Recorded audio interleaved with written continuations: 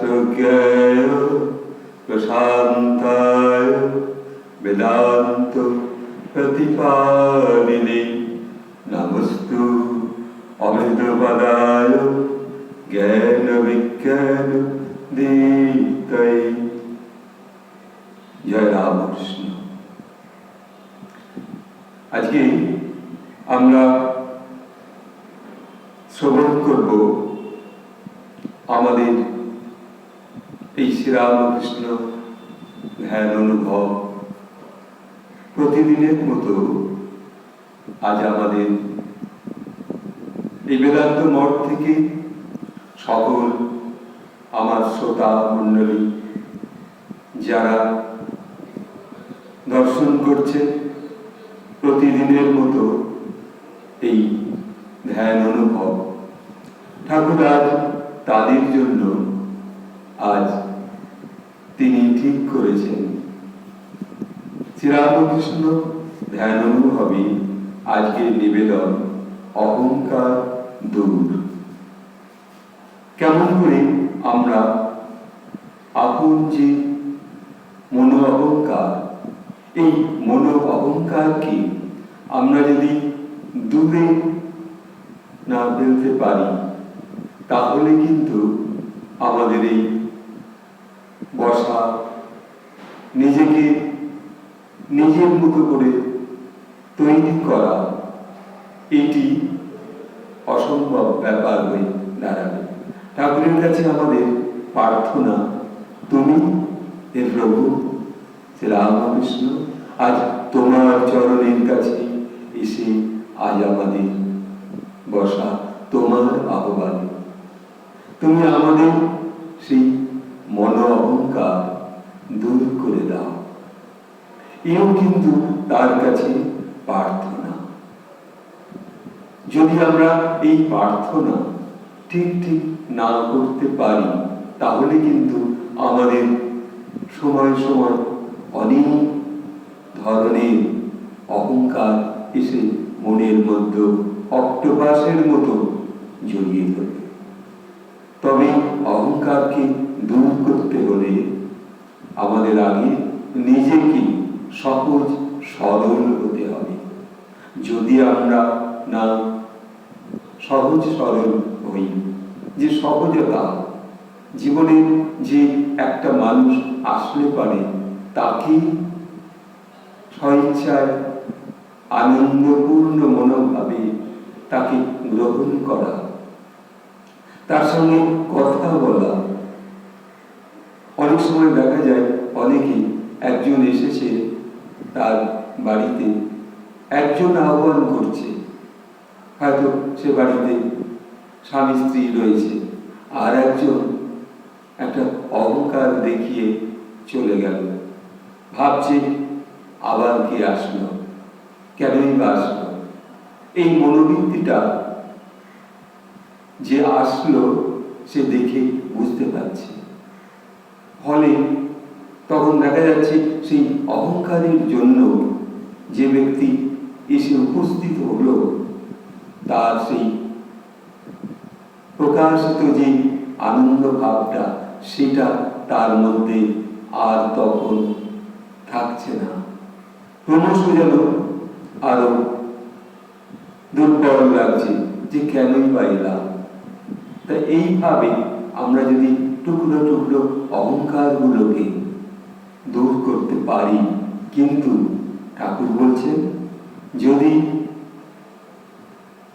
জ্ঞান না হয়, জ্ঞানের মধ্যে যদি পূর্ণ জ্ঞান না আসে তাহলে কিন্তু সেই অহংকার থেকে দূরে সরে যাওয়া যায় না। আমাদের প্রত্যেকেরই, প্রতিটা মানুষের মধ্যেই একটা এক এক ধরনের অহংকার। এই অহংকার থাকার জন্য একটা যেন অগ্নির বলয়, নীরব নীরব একটা যেন অগ্নিস্তূপাঘাত, যার জন্য আর একজন তার ভিতরে আসতে পারছে না। হৃদয়ের মধ্যে যে আলিঙ্গন যে মনের আলিঙ্গনটা, সেই আলিঙ্গনটা যদি মানুষের মধ্যে সুমিষ্ট হাসি দ্বারা মানুষকে মানুষ রিসিভ করতে না পারে, তাতে একজন আরেকজনকে বুঝতে পারছে যে এর মধ্যে এইরূপ অহংকার আছে। আর এই অহংকারের আগুনে বহু মানুষ অহংকারের আগুনে পুড়ে পুড়ে নিজেকে ধ্বংস করে ফেলছে।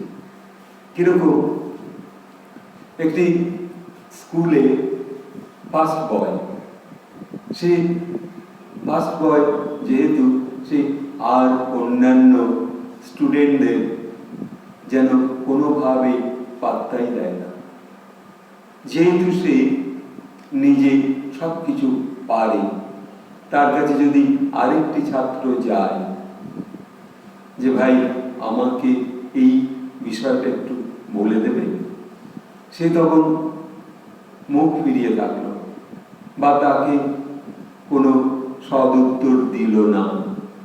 তখন সে, যে ছেলেটি গেল ওই ফার্স্ট বয়ের কাছে, তখন সে নিরাশ মনে ফিরে আসে যে না, এ আমাকে কোনোরূপ সহায়তা সাহায্য করবে না। তাহলে ওই যে স্টুডেন্ট ফার্স্ট বয়, তার উচিত কি, যে একজন যখন কিছু একটু জানতে চাচ্ছে তাকে আগ্রহ করে একটু জানিয়ে দেওয়া উচিত, একটু বুঝিয়ে দেওয়া উচিত। তবেই তো সেই মানবিকতা আমাদের মধ্যে প্রকাশ পাবে। কিন্তু সেই ফার্স্ট বয় যেহেতু সেই শিক্ষায় সকল সাবজেক্টের মধ্যে সে একেবারে ভীষণভাবে তার যে বোঝাপড়াটা সে বুঝতে পারছে, কিন্তু আরেকটি স্টুডেন্ট যখন তার কাছে আসছে সে তাকে ফিরিয়ে দিচ্ছে না। এই কিন্তু সেবা মনোভাব নয়। শুধু যে মানুষকে কিছু দিয়ে সাহায্য করা, এটাই কেবল সাহায্য নয়। যে একটা জিনিস দিয়ে দিলাম, সে হয়তো সাহায্য পেয়ে গেল আমার কাছ থেকে, কি টাকা কি পয়সা কোনো একটা কিছু, কিন্তু সেটাই বড় কথা নয়। উচিত তাকে ভাষা দিয়ে, ভাবনা দিয়ে, তার জ্ঞান বুদ্ধি দিয়ে যখন এসেছে তাকে একটু সেবা করা, একটু বুঝিয়ে দেওয়া। এই মনো অহংকার, আজ আমরা এই মনো অহংকারে মানুষ জ্বলে পুড়ে যাচ্ছে। এবার দীর্ঘদিন ওই ফার্স্ট বয় যখন দেখছে যে আমি সকলকেই প্রায় ফিরিয়ে দিচ্ছি, এইবার ফিরিয়ে দিতে দিতে এমন একটা সময় আসলো ওই ফার্স্ট বয়ের কাছে আর কেউ যাচ্ছে না। যখন আর কেউ যাচ্ছে না, তখন তার মনের মধ্যে সেই আবার তার মনের মধ্যে তখন একটা কষ্ট শুরু হলো। তাই তো আমি এদেরকে ফিরিয়ে দিয়েছি। এরা যখন আমার কাছে এসেছে একটা অঙ্ক শিখতে কিংবা একটা কিছু বুঝবার জন্য, জ্যামিতি শিখবার জন্য, তখন আমি তাকে অবহেলা করে ফিরিয়ে দিয়েছি। তাহলে এইবার সে বুঝতে পারছে যে না, আমার মধ্যে যেই অহংকারের বাঁধ, এই বাঁধটাকে ভেঙে দিতে হবে। আর যতক্ষণ সে এই অহংকার মনোবৃত্তিটা ভাঙতে পারছে না, ততক্ষণ সে নিজে নিজে আপনি শেষ হয়ে যাচ্ছে। এও এক রোগগ্রস্ত অবস্থায় তৈরি হচ্ছে তার মধ্যে। তখন সে ভাবছে যে আমি কি করেছি, কি ভুল করেছি। তা যখন আমরা দেখি আমাদের কাছে কোনো একটা মানুষ কিছু বুঝবার জন্য আসছে, কিছু জিজ্ঞাসা করছে, প্রশ্ন, সে যদি সহজ উত্তর নাও দিতে পারে, তবে তাকে একটু বুঝিয়ে বলা যে দেখুন, আমার তো ভাই এই বিষয়ে অতটা জানা নেই, তাই আমি বলতে পারছি না। এটুকু যদি সে বলে, তাহলে তার মধ্যে যাকে বলছে তার মধ্যে সেই আঘাতটা পড়বে না, তাতে সে বুঝবে এ সত্যি হয়তো জানে না। তবে অহংকার এক ধরনের অদ্ভুত ধরনের এক যেন মনো অগ্নি।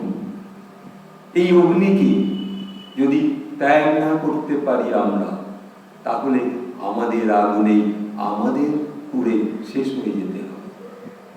মানুষকে সেবা সম্ভব নয়, নিজের মধ্যে নিজেই পড়ে থাকা। তাহলে এই যে আর একজনকে একটু বোঝানো, একটু শিখিয়ে দেওয়া, ভাবিয়ে তোলা, এই যদি আমরা না করতে পারি, তাহলে আমাদের এই শ্রীরামকৃষ্ণ যে বলয় এসে ঠাকুরের যে বাণী, যে ভাষা, যে ভাবনা তিনি যে বলেছেন, যে সেই যেন সকল শক্তি সেই এক, যিনি সেই ব্রহ্মশক্তি, তিনি আত্মা, আবার তিনি ভগবান, এই একই বস্তু। ঠাকুর বলছেন, তাহলে আমি যদি আমার যতটুকু শক্তি আছে তাই দিয়ে আমি আমার শেষ রক্তবিন্দু দিয়েও আর একজনকে সহযোগিতা করব, বুঝিয়ে দেবার চেষ্টা করব, তো সেই মনোবৃত্তি আমাদের মধ্যে তৈরি হবে ধীরে ধীরে ঠাকুরের চরণের কাছে এসে। তখন যদি আমরা ঠাকুরকেও প্রশ্ন করি, হে প্রভু, তুমি আমাকে এমন শক্তি দাও যাতে আমি মানুষকে আমি সত্য পথে পরিচালনা করতে পারি, সৎ ভাবনার মধ্যে নিয়ে যেতে পারি, সেবার মনোবৃত্তি যদি তার তৈরি করে দিতে পারি, এইটাই আমাদের তখন শ্রেষ্ঠ সাধনা হবে, শ্রেষ্ঠ সেবা হবে। সেই যে মহাসেবীশ্বর, সেবার ঈশ্বর, যিনি আজ এই ত্রিভুবনে, যিনি আমাদের পরিত্রাণের জন্য তিনি এসেছেন। সেই যে গীতার বাড়িতে আছে না, যদা যদা হি ধর্মস্য গ্লানি ভবতি ভারত, এই যে সেই বাণী, যেখানে যেখানে তোমার সমস্ত রকম অশুভ ভাব আসবে, সেই সাধুদের রক্ষা করা, সাধুদের সেবা করা, সৎ মনোবৃত্তির মানুষকে সেবা করা, এই হলো আমাদের মধ্যে ঠাকুরের কাছে যদি আমরা প্রার্থনা করি, তবে তো আমরা সেই অহংকার আমাদের মধ্যে দূরীভূত হবে। তবে এই ইগো আবার ইগো ইজ দি বার, আবার ইগো আবার টিচারও কখনো কখনো ইগো আমাদের অনেকভাবে শিক্ষা দেয়। তার মধ্যে থেকে আমরা বুঝতে পারি যে না, এই ইগো আমার এখানে ঠিক না। যেখানে সত্য সত্য কর্মের সাধনার জন্য যদি কিছু মনে হয়, তখন সেই আপন জেদটাকে ভেঙে বেরিয়ে যেতে হবে। ইগোর যে বার, ইগো ইজ দ্য টিচার, আবার ইগো একটা বার। এই জন্য একটা প্রাচীর, বহু মানুষ তার জীবনের সেই সম্মুখে এমন এক প্রাচীরের মতো এক বদ্ধ পরিবেশের মধ্যে সে নিজেকে জীবনযাপন করে। কেন? এ ভুল ভাবনা। আমরা যদি সেই বোধে নিজেকে আনতে পারি, তাহলে সেই নিরাকার ব্রহ্মের মধ্যে, নিরাকার পরম শক্তির মধ্যে, সেই আকারের মধ্যে আমরা তাকে দেখতে পাবো, আবার নিরাকারের মধ্যেও তাকে দর্শন করতে পারবো, যদি আমাদের এই মনের মধ্যে এই বেড়া জালটা না থাকে। তাই আমরা চেষ্টা করব আমাদের এই ধ্যান অনুভবে অপর একজন মানুষ কিভাবে শিখতে পারে, তাকে বুঝিয়ে দেওয়া, তাকে জানিয়ে দেওয়া, সে ধ্যানের মাধ্যমে কি অনুভব করছে। সে হয়তো, যিনি ধ্যান করছেন তিনি হয়তো পরিষ্কার বোঝাতে পারবেন না, তবুও তার চেষ্টা হওয়া উচিত যে দেখো, তুমি এসেছো ধ্যান সম্পর্কে আমার কাছে কিছু জিজ্ঞাসা করতে, ধ্যান কিন্তু আপনা আপনি জমে। তবে এই ধ্যানের জন্য বসতে হয়, তখন তোমার মধ্যে সেই শক্তি আপনি আপনি আসবে, তোমার মধ্যে সেই অ্যাসপিরেশন করতে হবে যে হ্যাঁ, আমি সেই আকাঙ্ক্ষা করছি যে আমার মধ্যে সেই সেবা মনোভাব, সেই ভক্তি, সেই ভালোবাসা আসুক।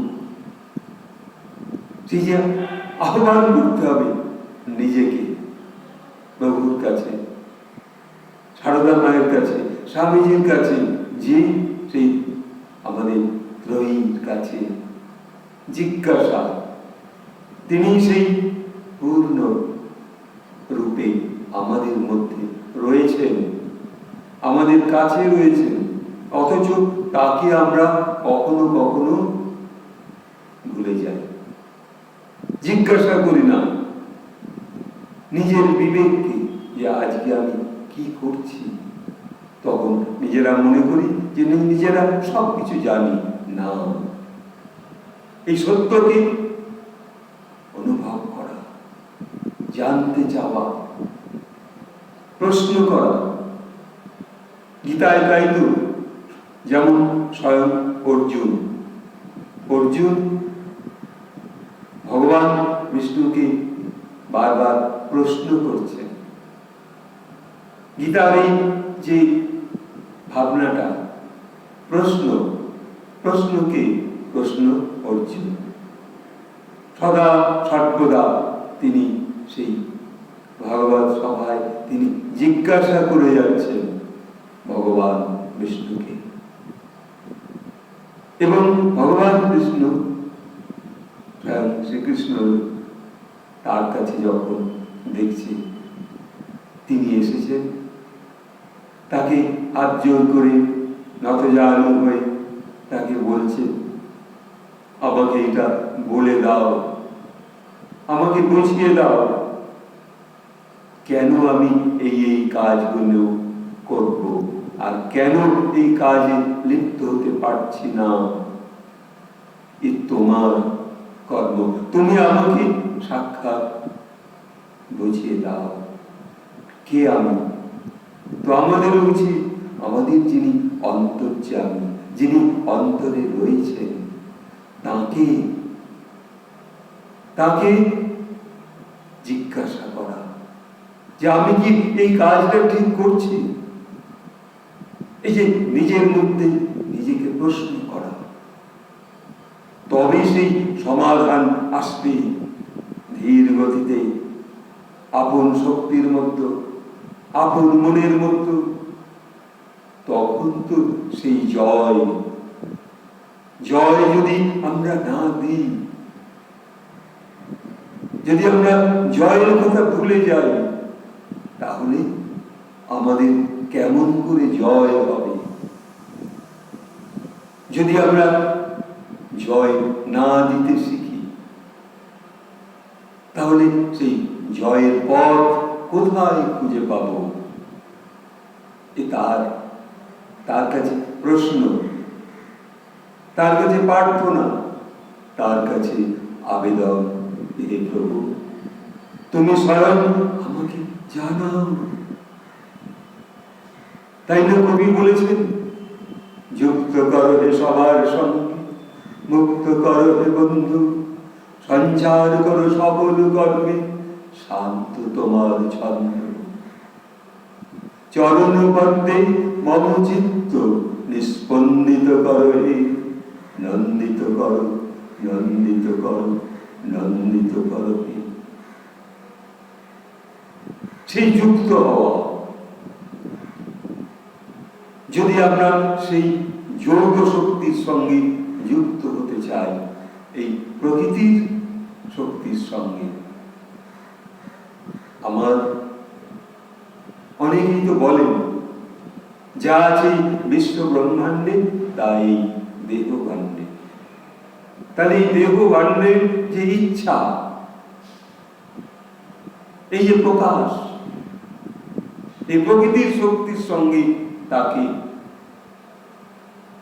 নিয়ে আসা, তার কাছে প্রার্থনা।